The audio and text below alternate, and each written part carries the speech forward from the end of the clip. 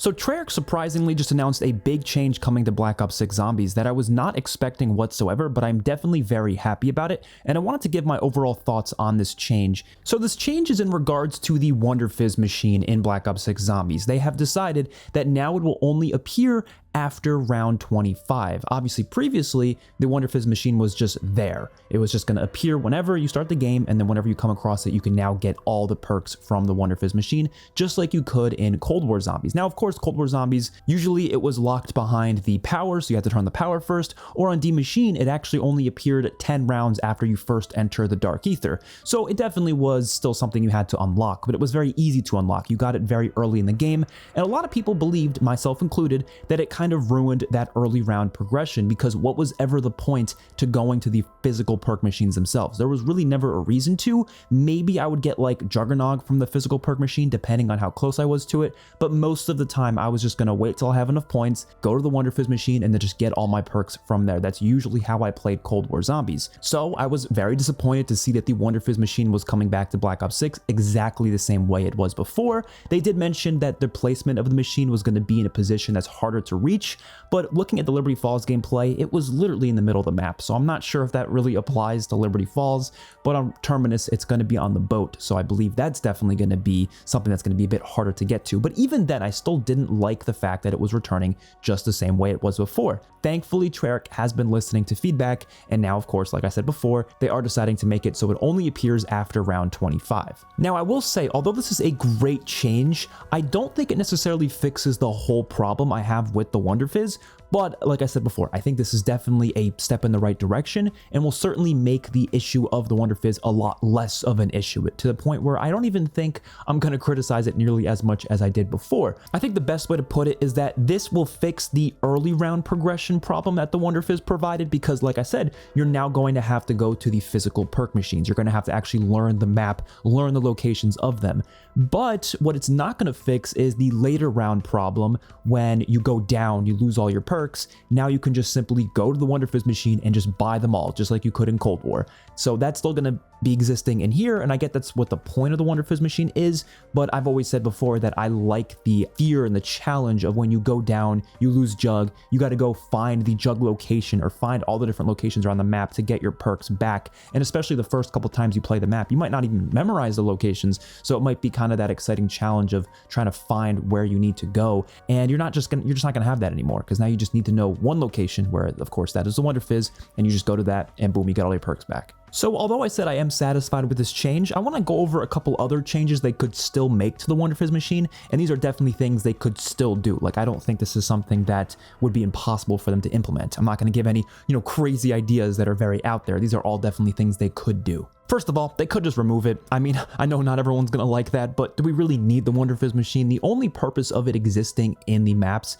is so they can bring new perks to older maps, because whenever they introduce a new perk on one of the newer maps, they're gonna want to have that perk be available on every map in the game, just like they did in Cold War. So I understand why they want the Wunderfizz to exist for that reason, but to be honest, do the new perks have to come to the old maps? Not really. I don't think we can definitely live without that. Personally, I would be completely fine with that, but I know they're gonna want to do that, so if they're gonna have the Wunderfizz machine, let's give some other ideas that involve just changing how the Wunderfizz machine works. They could simply just make it so the perks cost more from the Wunderfizz itself. So you have this risk versus reward scenario going on, where it might be smarter to just go to the physical perk machines to get them for cheaper, or if you just want to play it safe and just go to the Wunderfizz machine and just buy all your perks right away, you can do that. It's just going to cost you a bit more, maybe like 500 more points per perk. Something like that would make a lot of sense. And if you're going to get every perk in the game, which I believe there's 8 perks at launch, you're going to now have to spend 4,000 extra points, which is quite a decent amount. So it might be a lot smarter to just go to the physical perk machines. They could also just add a cap to how many perks you can get per round from the Wunderfizz. They could make it maybe just like 1 perk per round.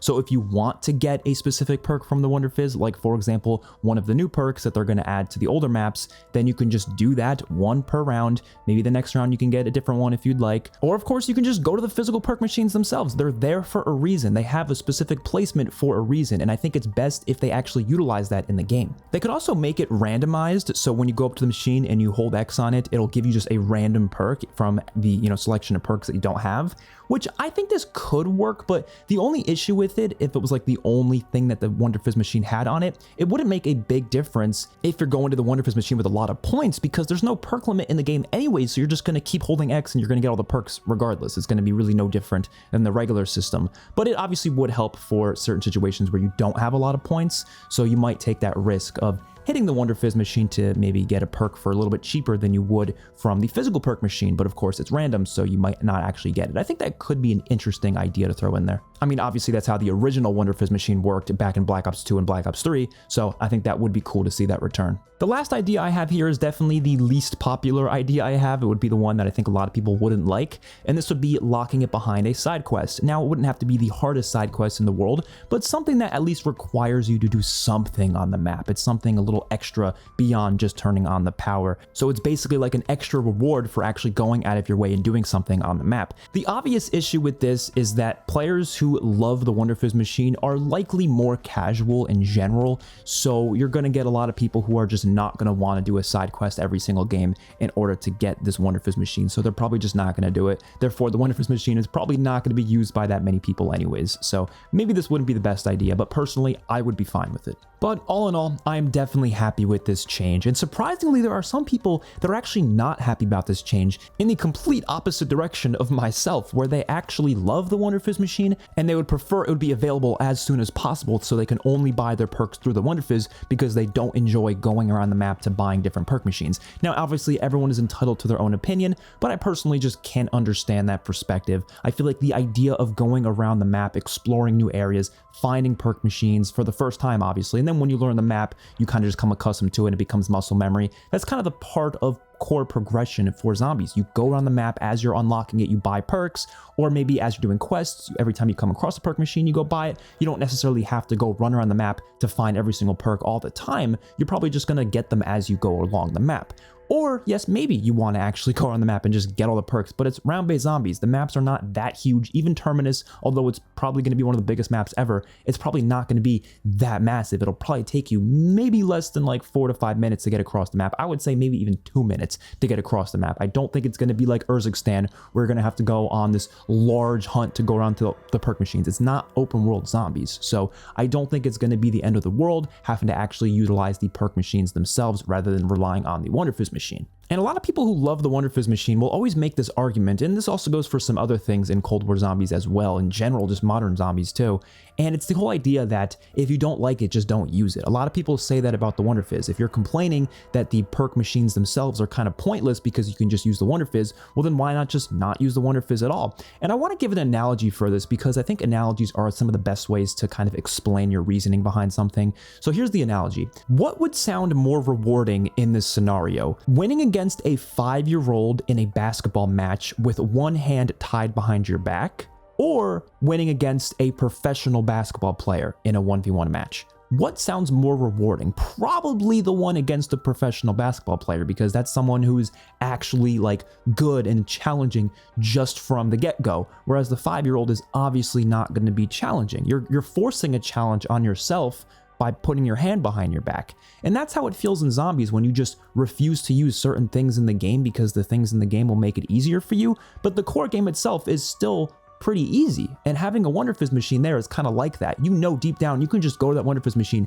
and get every perk in the game in 2 seconds. The game literally gives you that option. So forcing yourself to just say, oh, I'm just not going to do that, I'm going to go to the perk machines themselves, you feel like you're wasting your time. But if the core game is set in a way where the Wunderfizz machine is now locked to round 25, well then now you can't go to the Wunderfizz machine. In your mind, you can't just be thinking to yourself, oh, you know, I could go there to get the perks a lot easier. It's all a mental game at the end of the day. I think people really do underestimate how important that is when designing a game. You have to think about stuff like that. You can't just design it in a way where you're like, oh, let's have a gajillion different options. It doesn't matter what's balanced or not. It doesn't matter what people are more likely to do and what they're not likely to do. You have to think about these things. And I feel like that's what Cold War kind of lost me in, is where they started to add so many different options for so many different things to the point where the game was just too easy.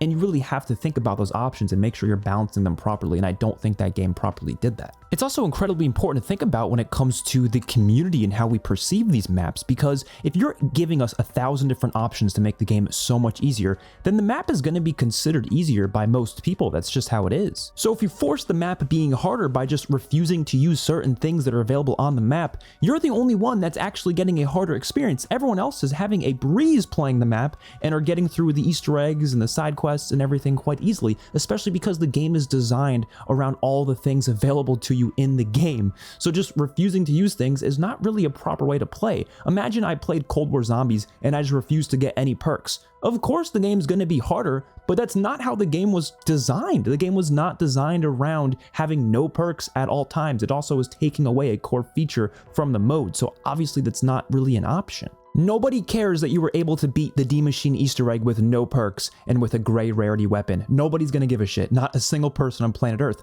But people will care if you're able to beat the Mephistopheles Easter egg, because that's genuinely a hard boss fight. That's actually something that's challenging. Whereas D Machine, I mean, the map itself is not challenging, so forcing all these extra handicaps on yourself to make it harder, again, nobody really cares. The only time people actually care about that is for specific world record stuff, but most people are not actually going for world records, let's be honest. But that's gonna do it for this video. Let me know your guys' thoughts about these Wunderfizz changes in the comment section down below. Of course, I will be live streaming Black Ops 6 Zombies as soon as possible when it releases, and we're gonna be doing Easter egg hunts and all that fun stuff, so definitely like the video and subscribe to the channel to watch more videos in the future. I'll see you guys in the next one. Peace out.